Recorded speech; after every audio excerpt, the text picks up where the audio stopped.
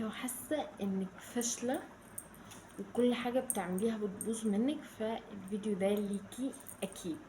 بجد انا بشوف بنات كتير بحس ان انتي شاطره قوي، انتي موهوبه جدا، والاقيها كل اللي عليها لا انا هخاف اجرب، لا انا هخاف، انا ممكن افشل، لا انا ممكن ما اعرفش اعملها، لا انا اصلا ما بعرفش اعملها، لا لا هجرب. وليه اجرب؟ لا لا لا لا، وعلى ايه يا عم؟ لا اجرب وافشل وازعل واتقهر لا. كلنا ممكن نفشل، كلنا ممكن يكون في حاجات احنا ما بنعرفش نعملها، كلنا بنبقى بنجرب كل حاجة. في حاجات الواحد بيبقى ما بيعرفش عنها اي حاجة ويجربها ويتعلمها ويبقى شاطر فيها. مش شرط. انا شفت بنت على يوتيوب، كنت بتفرج على فيديوز كده من فترة، شفت ان هي قالت اتعرضت عليها فرصة ان هي تعمل ويب سايت، والويب سايت ده او كون ان هي تعمل ويب سايت ده بعيد كل البعد عن مجالها، مجالها ماركتينج اصلا وكل الكلام ده. بس اتعرض عليها تعمل ويب سايت، وقالت انا شخص ما بيعرفش يقول للفرصة لا، فقلت هجرب اعمل ويب سايت.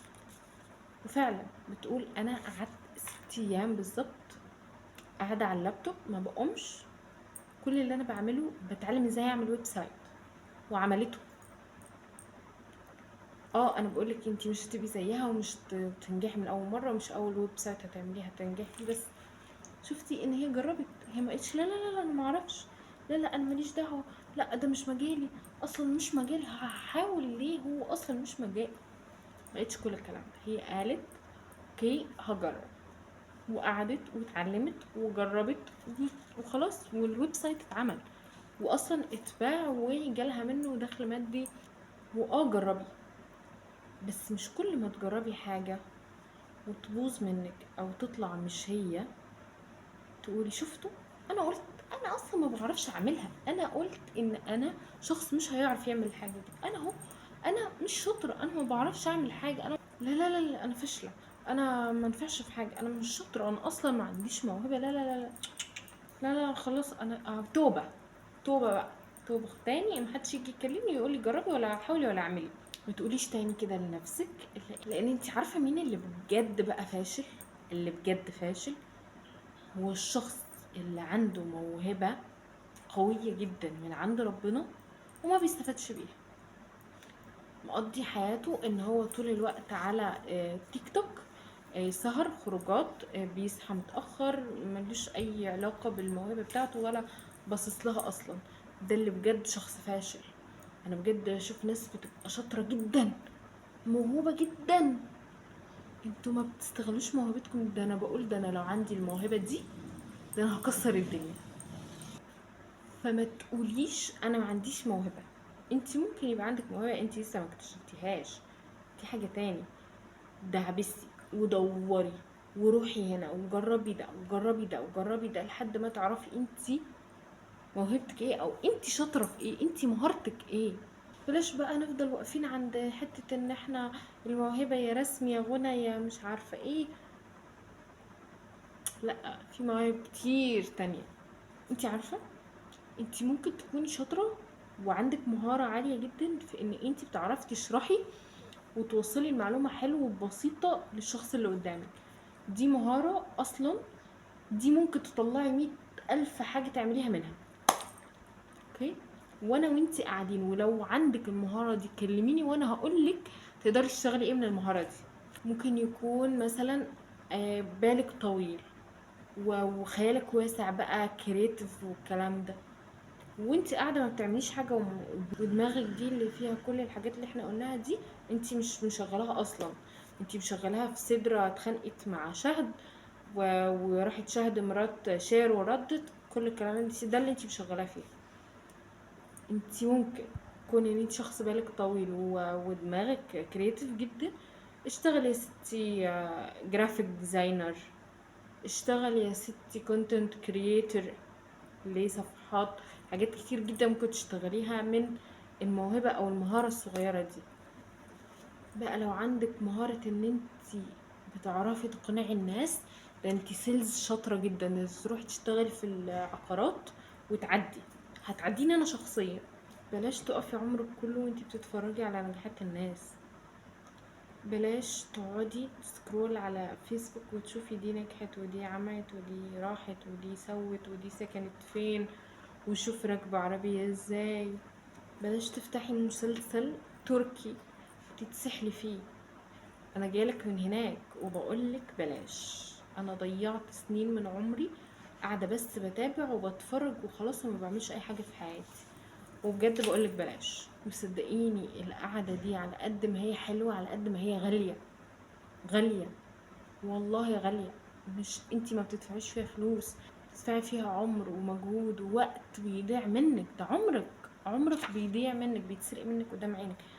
الحلقة بتاعت المسلسل التركي بتبقى ساعتين وشوية يا شيخة اتقي الله. انا اعرف بنات والله العظيم بيقعدوا على المسلسل الواحد 3 ايام يخلصوه.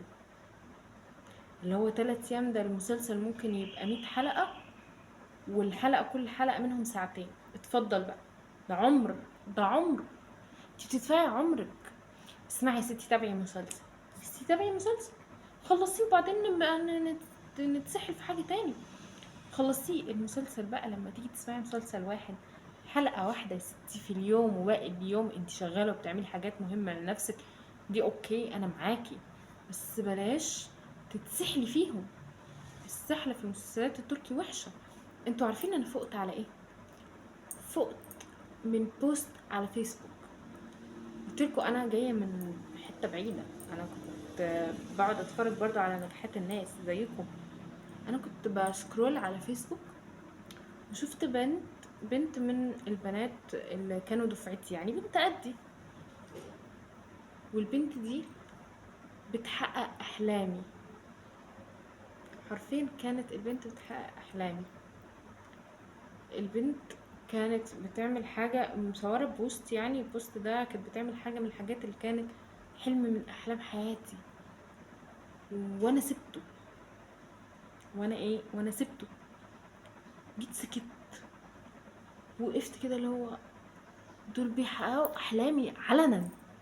ربنا يوفقهم. انا ما بحسدش حد، بس انتوا بتحققوا احلامي. انا ليه قاعده وانتي بتحققي حلمي هناك؟ هو حلمك انت كمان اوكي، بس انا فين؟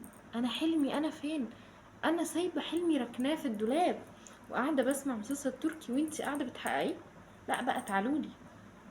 ساعتها بقى اللي فقت قلت لا. انا القعده دي والمسلسلات اللي بتسحل فيها دي، والقعده اللي ملهاش اي معنى على تيك توك، القعده اللي ملهاش اي معنى على فيسبوك، كل الحاجات دي انا هوقفها. هبقى بسكرول على فيسبوك عادي بالحد اللي ما يأذينيش. هسكرول على تيك توك عادي، هسمع مسلسلات عادي بس بالحد اللي ما يأذينيش.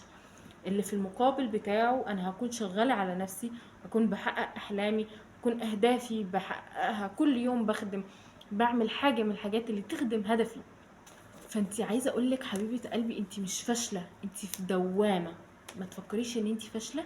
انتي في دوامة فاكرة ان انتي كده تمام. لا انتي مش تمام، انتي عمرك بيضيع. انتي بالحرف كده عمرك بيضيع. قومي وشوفي انتي عايزة تعملي ايه، شوفي انتي اهدافك ايه وابدأي كسريهم لأهداف صغيرة عشان تعرفي بعد كده تبني حلم كبير من أحلامك. متفضليش قاعدة وتضيعي عمرك كله في القعدة، بجد ده هيخليكي تندمي ندم عمرك بعد كده. وبس. أتمنى تكونوا استفدتوا، وأتمنى الفيديو ده يفيد أي حد. لو فاد واحدة بس أنا مرضية وزي الفل. وأشوفكم في فيديو جديد إن شاء الله. وبس، باي باي.